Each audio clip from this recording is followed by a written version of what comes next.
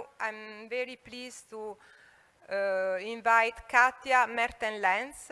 Welcome, Katja. Katja is of Kellen and Erkman, and he will bring to us the legal interpretation in the using of the term probiotic.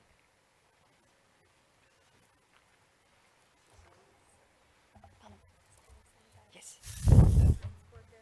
Okay. For my hand as well. Yes. It's okay? Yes.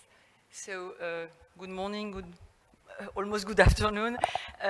Just as has been as mentioned at the beginning of his presentation, thanks a lot for inviting me, not at a Zoom meeting. So back on stage, I would like to sing, to dance and everything. So good morning, ladies and gentlemen. And just very humbly, thanks to the very detailed and precise presentation, both by Rosanna and Esben, please consider my presentation as a sort of recap and legal sum up, because everything has been almost covered. So please interrupt or say already done and already covered if it's becoming too boring. Okay? To change the slide is just no. Wait, okay, like that. So first, I can already cover. Just to mention for you, Rosanna, I have a question. You consider that probiotic could be a nutrition claim. I have a legal issue with this approach because legally strictly speaking, based on the NHCR regulation, a nutrition claim can only be allowed if it's on the list of the nutrition. So I understand that for me it could be what a so-called ingredient claim, but which is not really recognized by the EU Commission. It's more some between us way to call a claim. But again, strictly legally speaking, we have only, regarding probiotics, one way is to consider it as a health claim. And why specifically? Because of this horrible, very obsolete, totally obsolete, which really needs to be removed, definitely, this guidance. Alors, yes, it's not a mandatory, it's not a legal tool, but yes and no, because at the meantime, since we have this guidance, each National Authority of Control, EFSA, I mean any public body which has to interpret and to implement the NHC regulation will read the regulation together with the guidance. So as a consequence, this guidance is a bit binding, but as such is not. No, it's an open discussion, otherwise I have no added value and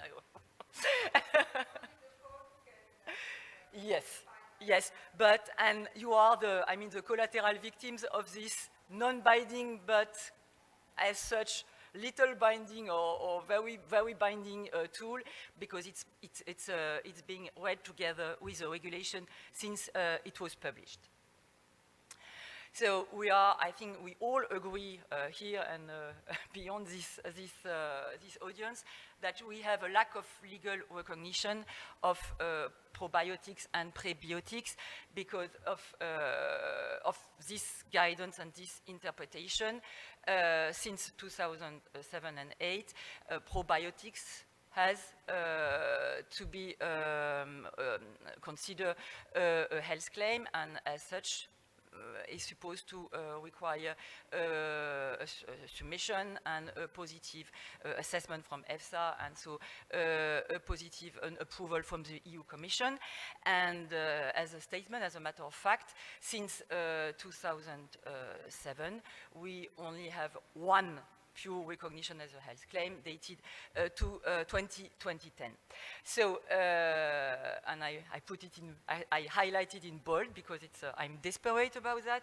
As such, probiotics and prebiotics is the category of food that is the most negatively affected by the regulation on nutrition and health claim.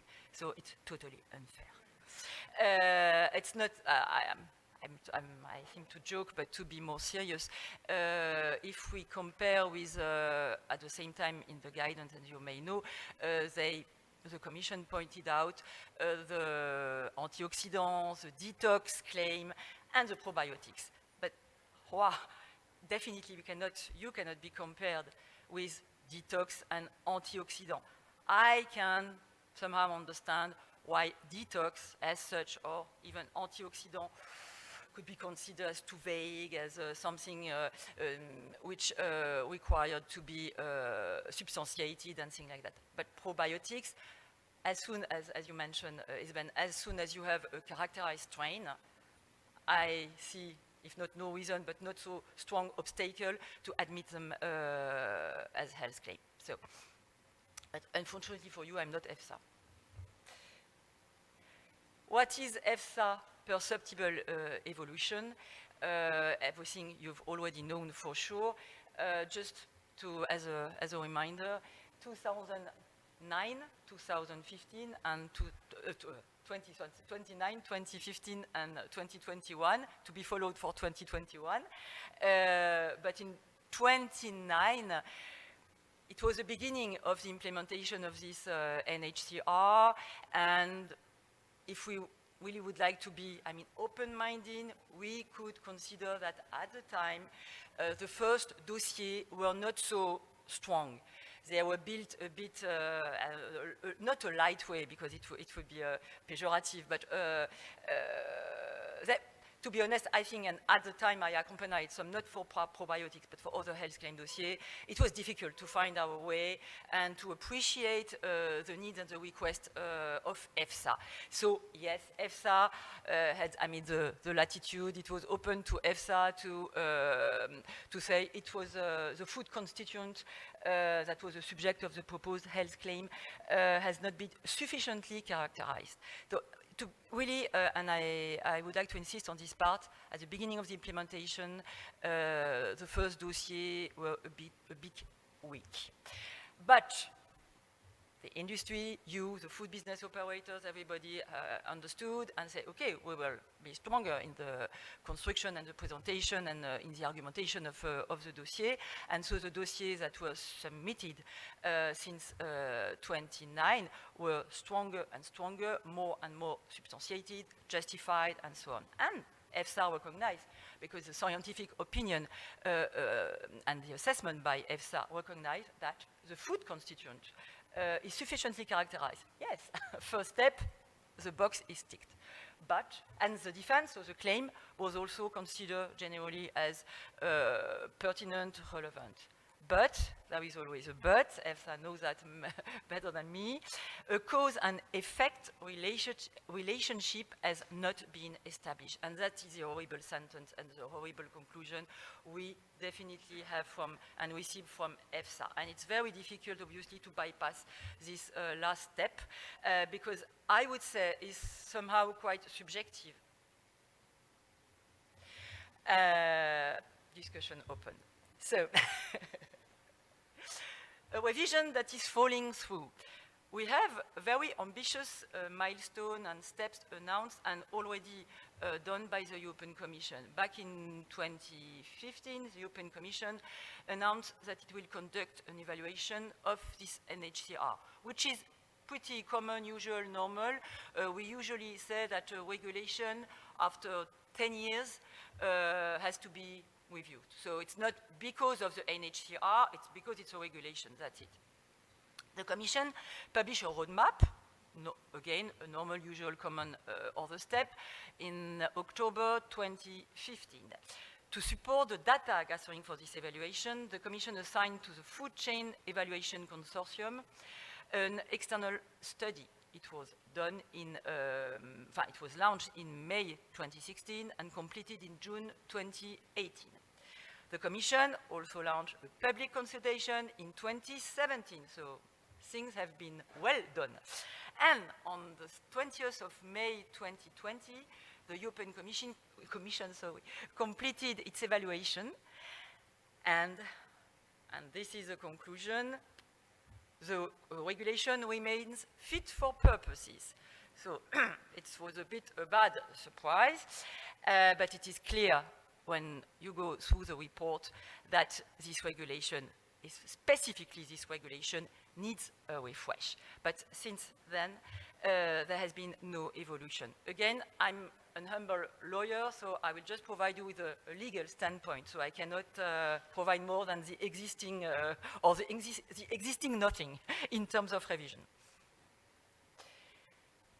It's always interesting to, in order to catch, I mean, to have a better perception of the situation and the future or midterm situation, to have a look to the question from the member of the European Parliament, for instance, because generally they can challenge the European Commission. And it was the case in 2018. A member of the European Parliament, Dirk Kloon, asked the European Commission whether it intended to propose a harmonized solution on the legal framework defining probiotic, etc. And the answer of the European Commission, of no surprise, was that the European Commission does not have the intention to take action on this specific matter. So disappointing. But again, of no surprise, because it's very difficult for the European Commission at the only occasion of a question from a member of the European Parliament to take a very offensive or very ahead position regarding an ongoing revision, which is on top of that not the case. But again, we all agree that we need a change. From what I've just heard, we have different ways for a change. It could be a drastic change, meaning that we are totally removing and reviewing the NHCR, or pushing for, it could be a more scientific push towards EFSA to change his perception, his assessment, or it could be a more flexible way by defining probiotic and prebiotics, and by, of course, first step, removing the guidance. So it's not my point, and I have no action. I cannot intervene on this aspect. I cannot provide you, again, with some legal tools, which is current, which is which is ongoing, and which, for me, it's not feasible. But definitely, it seems that it's high time for the European Union to face up to its responsibility and to harmonize the legal framework again, which means the Human Commission has many options to find a way. EFSA's interpretation, for me, has to change. EFSA will not, again, it's my interpretation and my opinion, but EFSA will not change itself one day, from one day to another, its assessment regarding probiotics and prebiotics. If EFSA does not or will not receive any strong push, any change from the European Commission of the context of the legal framework of something, because EFSA is not a regulatory body, there is no reason at all that EFSA will, in the near future, change its perception of probiotic, because now it's on the roll, and I think that just the reminder I gave you regarding 29 and 2015, today we are 2021, and I'm not expecting any real change in its perception. So something has to change, but out of EFSA to force EFSA to modify his assessment. Same. But for me, something which is interesting, and maybe it will be another way of presentation, as Rosanna told you just before me. For me, there is a real and strong paradox. At the same time, putting so huge obstacles for you to claim and to use the term probiotics and prebiotics, and at the same time trying to protect so strongly the information provided to the consumer. Because what you are doing by by using claim probiotics and prebiotics is just informing the consumer, and on top of that, it's a very special situation where the consumer himself requires, wants, knows probiotics, needs probiotics, asks for probiotics. So, and if I just think per analogy, it's not so often that such a situation happens. And so I think that the European Commission should take this into account, because yes, the motto, the credo of the European Commission is the protection and the transparent, clear, not misleading information to the consumer. Yes, and so what? You would like to inform the consumer, not to mislead the consumer, not that the consumer will not have a confusing situation within Europe, but yeah, because of the European Commission and EFSA's assessment, the consumer has to face now a very confusing situation where the approach is different in one member state from another. So if I were asked to build a sort of dossier or to accompany any lobby action before the European Commission, I would say that we need to challenge the European Commission by saying, okay, we are on the same page, we are on the same side. We are not the bad, the nasty food business operators who are trying to mislead all the time from the morning until night the consumer by using horrible claims. No, we are just answering the requests from the consumers themselves. And it's very important, your presentation about the F2F strategy is totally in this current and in this spirit. So we need to challenge the European Commission on its on this argument.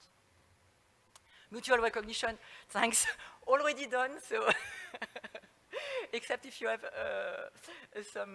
some questions. So, where are we headed now? I would say that recent Q&A, and you mentioned the situation in Spain, it's a very good thing because it has relaunched the debate, and I think the European Commission can no more close the eyes and say, oh, I will not take any position, and the regulation totally fits to its purposes. It's not at all the case, and we have too many national initiatives, we have too many touchy questions, and it's only the beginning of this very open debate and touchy one. So thanks to Spain, thanks to all the national initiatives, and now we would beg on our knees a real engagement of the European Commission to intervene and to open a dialogue. Again, a dialogue, it's a first step, it's a minimum regarding the current situation, but a dialogue is not a complete revision of the regulation. Is not. We do not want to destroy the existing situation. We would like to make it flexible, consistent, and useful to the consumers. So I think you are in a legitimate way, and yeah, you need to keep on struggling. So, and of course, first step of the dialogue, as I have already mentioned, is to remove this 2007 guidance, because for me, it's real the thing, the obstacle, and the current situation is only the consequence of this guidance. It was a too early a guidance. Even the European Commission did not at the time have enough experience and vision of what would be in the future the NHCR, so it was too early, I think, in the process, but it's done.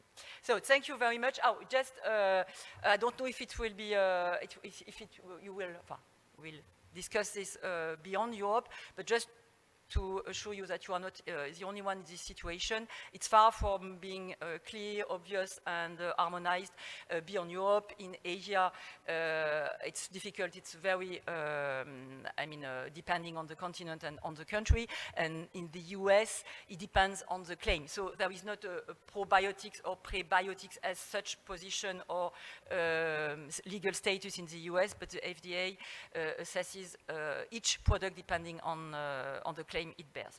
So we can make maybe a worldwide discussion, and as you know, usually the European industry is followed by the rest of the world when we are ahead of the system. So we have been watched by everybody. Thank you very much.